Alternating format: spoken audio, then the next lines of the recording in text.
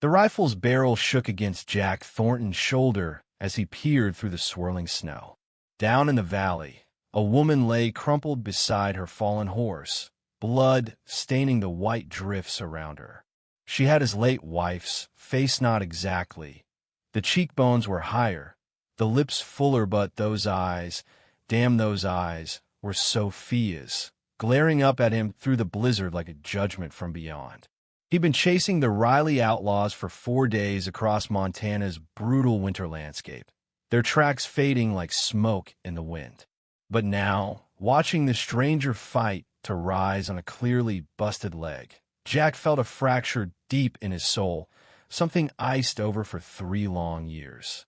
The wise move would be to turn his horse and ride on. Let the storm swallow her like it did everything else worth a damn in this unforgiving corner of the American West. Jack Thornton knew better than most that some phantoms were best left in the ground. Yet as she locked eyes with him, desperation flickering to fragile hope, one burning question clawed at his mind. What do you do when the dead won't stay buried? 2 miles from his ranch house, Jack made his call. He slid off his mount with the quiet grace of a former Army scout, boots sinking into the thigh-deep powder. The woman, mid-20s, maybe crawled toward a cluster of evergreens, her right leg trailing limp. "Easy there," he growled, his voice rusty from solitude. "I ain't here to harm you." She whipped around, and hell, the likeness punched him in the gut. But where Sophia had been warm and yielding, this one's beauty had a razor edge, like a wildflower armed with spines. "Back off," she snarled, digging in her coat for what looked like a pocket pistol, her fingers trembling but steady enough to mean business. Jack held up his hands. "Ma'am, you're leaking blood into the snow, and this storm's going to bury us both before dawn. Shoot me or let me help your pick." Those eyes, God, those eyes scanned him like she was hunting secrets. "You're him," she breathed, the words slicing through the wind. "You're Jack Thornton." The name echoed like a bad omen. In these parts, it carried baggage, most of it poisoned. Jack's fingers twitched toward his revolver on instinct. "Who's asking?" "Emma Hayes," she said, pain sharpening her tone but not breaking it. "Sophia's sister." The world blurred white and silent, not even the gale daring to interrupt. Sophia had spoken of a sister Ancia librarian from Chicago, too independent and headstrong to head west. "She figures the frontier will break her spirit," Sophia had teased, her fingers weaving through Jack's hair as they lounged in bed. "She doesn't get that the wild weeds out the weak." But this woman, defiant and bleeding in the drifts, was forged from steel. Sophia never started, then clamped down. There were a dozen things Sophia hadn't shared, as he'd learned the hard way. "What brings you out here?" Emma's grin was ice cold. "I came to face my brother-in-law, to stare him down and demand why he let my sister die." The charge landed like a gut shot, but Jack had endured worse every night, replaying Sophia's blood on the Billings Trail.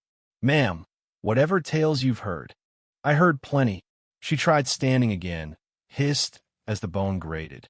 "Rebecca Jennings wrote me, spilled your dirty secret how you knew the Riley outlaws were raiding that path, but sent Sophia anyway."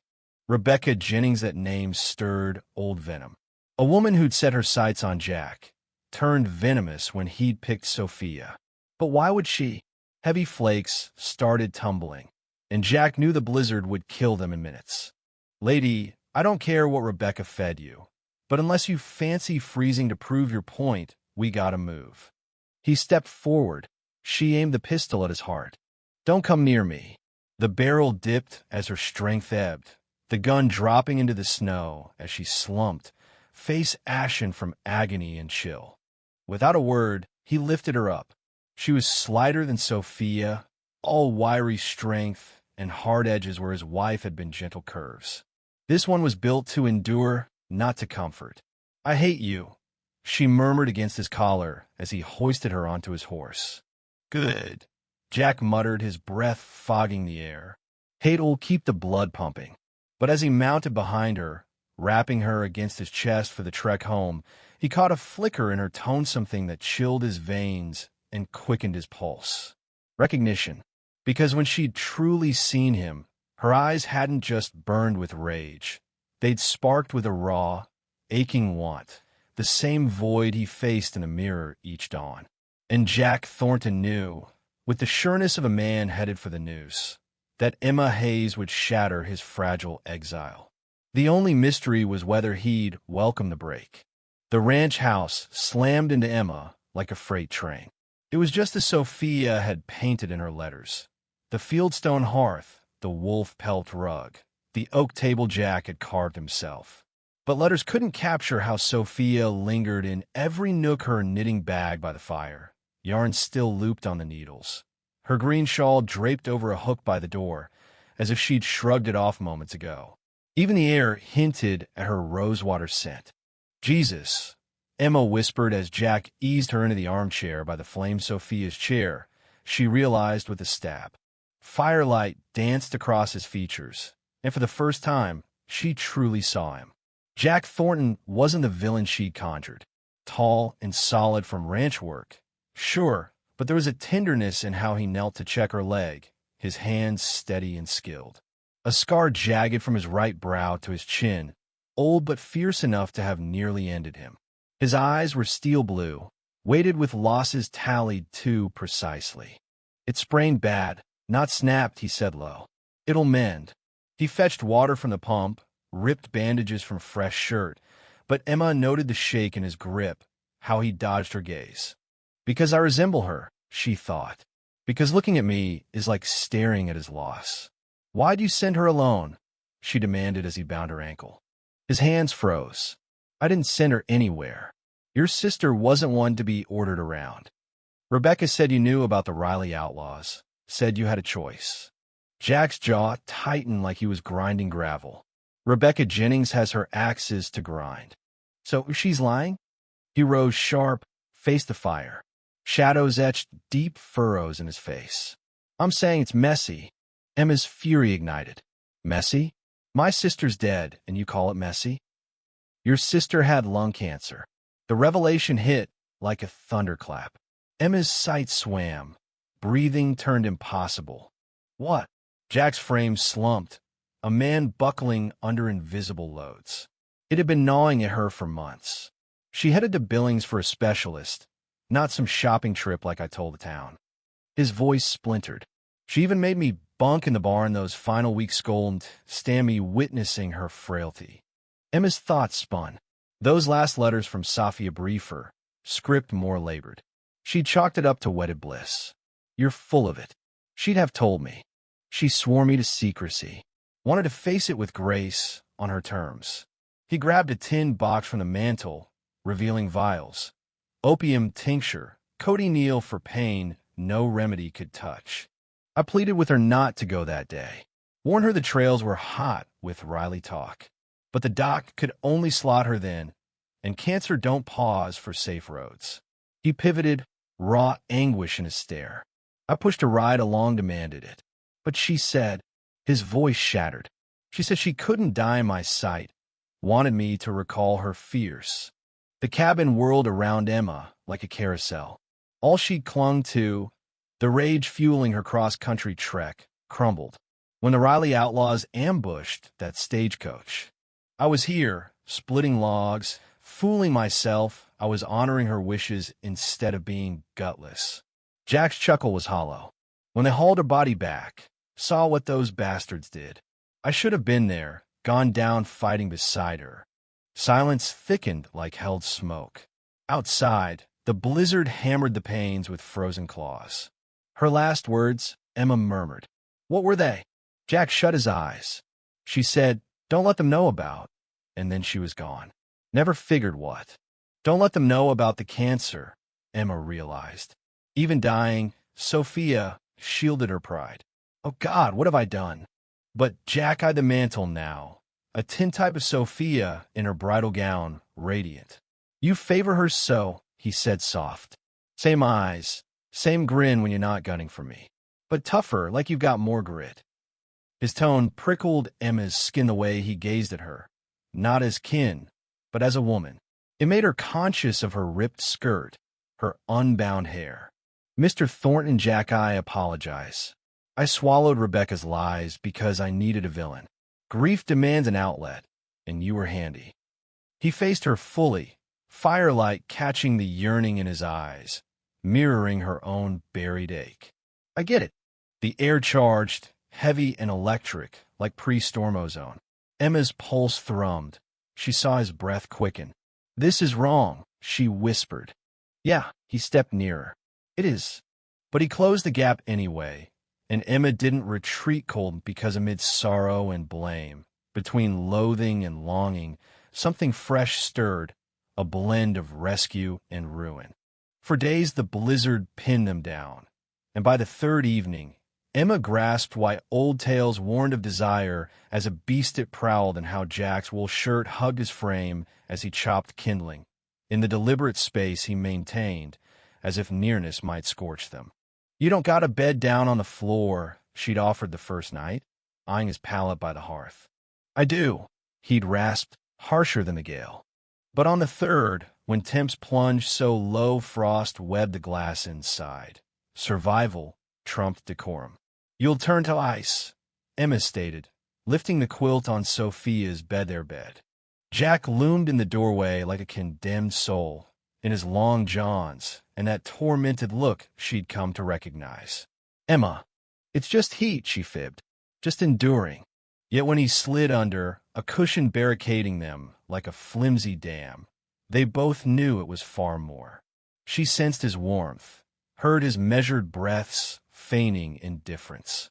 But feigning faltered when brushes sparked fire through her, when his scent leather, pine smoke, raw manhood dizzied her. "Tell me about her," Emma whispered into the dark. "About Sophia, Happy." She felt him tense. "Why?" "Because I want her vivid that way. All I've got are notes and hearsay. You had her complete." After a beat, his voice emerged, soft and awed, like rediscovering faith. She hummed folk tunes while cooking, ones a grandma passed down. Voice like honey, temper like a bobcat if provoked. A pause. "Tried teaching me square, dancing, once nearly crippled us both." Emma smiled unseen. "She mentioned that said you danced like a bull in boots." "Did she?" Laughter warmed his words, the first since her arrival. She wasn't wrong. They conversed till dawn about Sophia, the home she'd crafted, the woman they'd cherished differently. In those murmurs, their barrier eroded. It began small, fingers grazing over the coffee mug, Jack's gaze lingering when he thought her oblivious, their charged ballet in the tight space. On the fourth day, fixing a loosened shutter the wind had battered, it ignited. Emma steadied the plank as Jack nailed. He leaned close, breath hot on her neck. Without thought, she turned. They were inches apart, close enough to spot amber specks in his blue eyes. "Emma," he breathed, name a plea in profanity. "I know," she replied, for she knew they teetered on a precipice that would alter all, knew they should honor the ghost haunting every beam. But knowing and acting diverged. When his hand cradled her cheek, thumb grazing her lip with devotion that buckled her knees, Emma pressed into it. "This is insanity," he murmured, but his fingers knotted in her hair, angling her head. "Yes," she agreed, and drew him in. The kiss was no tender marital pet kit, was blaze and despair. 3 years of isolation funneled into their melding mouths. Jack kissed like a starved man at his final meal. Emma matched with a ferocity that stunned them. His hands roamed, weaving through hair, skimming her neck, hauling her flush till she felt his solid form. She gasped into him as he hoisted her onto the workbench, wedging between her legs in a way that burst stars in her vision. "God, Emma," he groaned at her throat, lips hitting that tender hollow under her ear. "I want to try not to." Her reply dissolved in a moan as he trailed kisses down, fingers fumbling her blouse buttons with urgent shakes. The sturdy cotton parted, exposing her linen shift. When his mouth found her breasts swell through it, Emma thought pleasure might end her. Dimly, her hands attacked his shirt, craving skin. Palms met firm chest muscle, Scars from past wars won Harda, quivered like fever gripped him. I should stop, he panted, but his hands eased her shift off shoulders, bearing flesh untouched by any but her. We should, she whispered, desperate, fractured. Don't, please don't. But as she arched to him, need-consuming, her eyes snagged on the windowsill above, Sophia's trinket box, its etched leaf seeming to judge, reminding her of the betrayal in her home, her husband's embrace. No, she gasped, shoving his chest with frantic force. No, we can't. I can't. The trance shattered like dropped china. Jack reeled back, face flashing bewilderment, pain, then clarity as he traced her stare to the box. Hell, he rasped, raking trembling hands through hair. What are we doing? Emma clutched her blouse shut, mortified by her exposure. I don't know. Shame and thwarted want choked the air. Outside, the storm that had caged them eased, pale sun piercing the panes. Weather's lifting, Jack noted flatly. Yes. Emma buttoned clumsily, grasping for poise. I should head out. Where? The query snapped sharper than meant. You arrived with zilch. Where to? She met his eyes, seeing not just lust, but something profounder perilously like love. Anywhere but here. Not after. What we nearly did was choose life over graves, Jack said quiet. Sophia wouldn't. Don't, she lashed. Don't presume what my sister wanted. You didn't know her enough to spot her dying. The strike landed. Jack paled, then steeled. You're right. I didn't know hearer you. But as he turned, as Emma packed her scant things with quaking hands, they both knew the lie. In those days confined, in shared whispers and stolen grazes, they'd mapped each other's hearts. And that insight was lethal. By dusk, the path to town cleared. By morn, Emma Hayes would vanish, stealing the first spark of joy Jack had felt since Sophia's pine casket. But as night cloaked the ranch, her in bed, him by fire, both sensed some thresholds, once crossed, sealed forever. The query, what would emerge from their rift, and would they endure? Sunrise delivered more than storms ended brought Harlan Brooks and 7 riders. Mounts snorting steam in the crisp air like demons roused.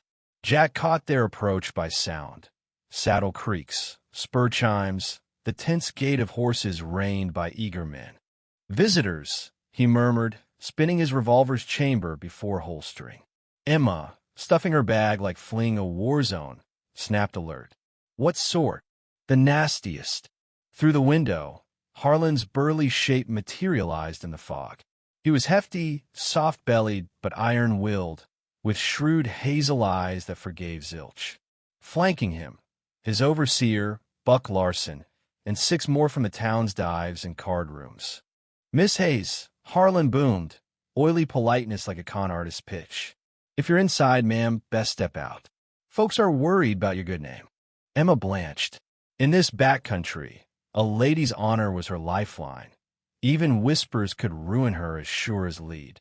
Asobi, Jack growled. He'd anticipated this since carrying her over his threshold. In places like Silver Creek, rumors spread like prairie fire. What does he want? Emma hissed. My spread, the river access with it. This is his pretext to grab what's his obsession. Through the glass, Harlan checked his watch with showy impatience. Now, Miss Hayes, I know you're proper folk, but this set-up lone woman hold up days with a man of dubious standing. Dubious. The slur stung. Since Sophia's death, Jack's repute had eroded like riverbank, Mother War hero turned supposed coward who'd abandoned his wife. You don't gotta face this, Jack said low. Back door through the solariad hit the road before they twigged. But Emma marched to the door, back ramrod, like a general. No hiding. Am I? No. She whirled, fire in her eyes, echoing Sophia's spirit, twisting his heart. I came for truth on my sister's end. I won't bolt till I've tackled all truths. Before he could halt her, she stepped onto the porch like royalty. Dawn light gilded her chestnut locks, made her fair skin glow. Even in her plain frock, chin high in challenge, she was stunning enough to halt breaths. "Mr. Brooks," she called, voice ringing clear. "I reckon you've got weighty words, bringing a posse to deliver 'em." Harlan's smirk was tomb cold. "That I do, ma'am. Words out you've been shacked here days, unchaperoned with him." And the bluntness threw him. He banked on blushes, denials. Instead, he got a woman's unyielding stare who'd aired none and owned it. "Well, if it ain't fitting for your kind." "My kind?" Emma's edge could shave steel. "What kind stranded in a squall, taking refuge from an honorable man, or one who don't need your nod to choose?" Behind Harlan, Buck Larson shifted in saddle. "Watch it, lady. You're addressing the valley's big wheel." "Big wheel," Emma echoed, "but not the whole cart." "Pity." Jack stifled a grin amid peril. Sophia had fire, but Emma was dynamite dazzling, destructive, fearless. "Now listen," Harlan flushed. "I'm being civil, safeguarding your repute. But if you push, then what?" Jack's voice cut from the porch. All eyes swung. He moved like a seasoned shooter, hand casual on revolver grip. "You'll what, Harlan?" "Exactly. I'll do what's needed to shield decent people from your sort, Thornton." Threat lingered like pyre ash. Around the clearing, Jack spotted sunlight on rifle muzzle smore of Harlan's crew blocking flight. "Harlan," Jack said even, "you covet my land? Own it. Don't cloak behind a woman's hem." "Your land?" Harlan barked mirthless. "After your deeds, letting your wife perish. Now tainting this innocent? You'll be lucky escaping this county breathing." Words uncoiled something feral in Jack, the pre-battle chill from his army days. His fingers settled on gun weight. "Careful, Brooks. You're edging words you can't retract." "Am I?" Harlan crowed for his crowd. What man ships his wife to doom solo? What man beds her kin for her grave settled? "The man's sick of your bile," Jack replied, voice lethal hush like a cougar's growl. "The man with zilch to forfeit." "Jack, don't." Emma's plea slice tension.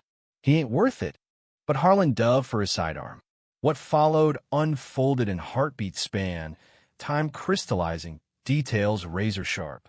Jack's draw was poetry fluid, honed, fatal. The revolver materialized, barrel arcing perfect as thumb-cocked hammer. The blast thundered valley-wide. Harlan's pistol, half-drawn, flew into snow as he howled, clutching mangled fingers. "Christ almighty!"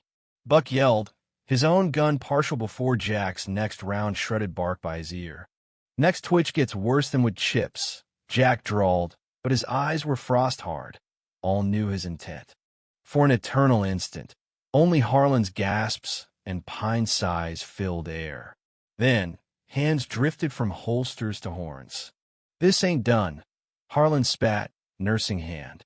"You can't guard her eternal, Thornton. When you're dust, I'll recall her sass." The vow struck Jack like brass knuckles as long as he lingered. Emma was marked.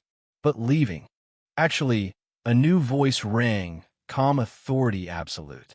"I believe you've spoken plenty." Heads turned to the birch grove where a lone horseman perched, at ease as if planted ages.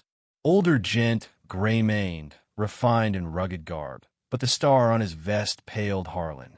"Sheriff Reeves," Harlan said, tone shifting deferent. "Didn't know you were around." "I'm now."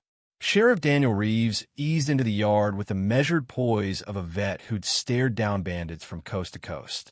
"And from chatter I've caught, it's overdue for real law in this hollow." He dismounted stiffly, age in his bones, then inspected Harlan's hand. "Clean hit. Lucky for you, Thornton aimed to maim, not end. Man of his caliber could have placed it fatal." "His caliber?" Harlan sneered. "He's a yellow belly who earned the Medal of Honor at Pine Ridge." Reeves cut mild. "Held off 40 Sioux single-handed for his platoon of bolt. More bravery nods than you got fingers left." Words bombed the group. Even Emma gaped, eyes wide on Jack. "You never said," she breathed. Jack's jaw ground bitter. "Didn't matter." "Mr. Brooks," Reeves pressed, "I've probed some curious claims on your dealings. Families losing claims to you shady-like. Explain." But Harlan snatched reins, face storm-dark. "Ain't over." "Actually," Reeves said, "it is. Pack up Brooks. 24 hours to clear my turf." Quiet descended profound. Then Harlan's bunch retreated, leaving hoof prints and thawing drifts. "Well," Reeves checked watch. "That wrapped neat." He eyed Jack and Emma, inscrutable. "Now, let's step in and chat futures." The note hid in Sophia's trinket box under frayed satin lining. Emma unearthed it 2 hours post-Reeves' exit, his vow ending Harlan's tyranny sealed. Her fingers quivered, unfolding the known script, ink dim but clear in lamplight. "My dear Emma," it opened, "if this reaches you, I'm past, and you've sought truths. May you uncover them here, with my parting boon to you both." Jack hovered at threshold, not encroaching. He'd been saddling to vanish into the Badlands, freeing Emma from his tarnished shadow. But now she wept, tears silvering paper echoing the departed. "What's it say?" he asked, gentle. Emma's voice cracked, reading. "I know your mind, sister guilt's grip, self-blame for absence am I need. But grasp, I picked this road. Face the cancer solo from pride, hating weakness shown. Push you east knowing you'd forfeit joy to tend my fate." She paused, swiping eyes. "But another truth, the man who adored me, so he'd suffer endless to spare me one pang." Jack's throat bobbed. Even dead, Sophia salvaged him. "He ignores this writing, thinks me napping. But naps evade, time flees, words demand voice. He faults himself for my demise, for not perishing beside me on Billings' dust. Here's the freeing fact. I begged him stay that day, knowing Billings' verdict sealed hope's tomb. Craved one final morn watching him mend fences, humming tuneless own memory of my spouse, not the bereft I'd forge." Words hammered Jack. He slumped against jam, face ashen with shock, perhaps ease. "She knew," he rasped. "Lord, she knew." Emma read on, voice firming. "Thus, darling, if blame hunting brought you, seek elsewhere. Jack Thornton's sin? Loving me overmuch for graceful release. And if I peg the duo I cherish most, you share our family's bull-headed pride." She glanced at Jack, eyes tear-glossed but hopeful. "Which leave my last medal in unlived lives. Emma, you sought justice but found rarer, a man grasping grief's load, the burden of the gone. Jack, if hearing theses, I hope you've met what I wished, a woman sturdy to love you sans supplanting me." Cabin hush was deep, only winds pine murmur breaking. "I bless you both, unreserved it for my absence, but as I never left. Love outlives its shell, thriving and sharing hearts. Hearts roomy for grief and glee, recall and promise." Sophia sign off, then postscript in fresher ink. "P.S. Jack, box base holds a ring grandma's, for the gal bold to mend a shattered man. You'll know its use." Emma's breath hitched as Jack delved, fingers snaring a silk pouch with a plain silver band, lone emerald winking. "Emma," he said, voice gravel rough. "I ain't prime stock holder, rougher than you merit, ghost enough for a cemetery. But if you'll take me—" "Yes," she cut in, beaming. "Yes, you idiot. Yes." As he slid the ring on, tugged her into a kiss, Emma swore the ranch shifted not grief's crush, but lighter, like absolution, pardon, rebirth from ruin's embers. What do you think of Jack and Emma's story? Did their path from revenge to romance feel earned, or should they have walked away? Share your take in the comments, pick a side, spill your thoughts. I'd love to hear where you stand.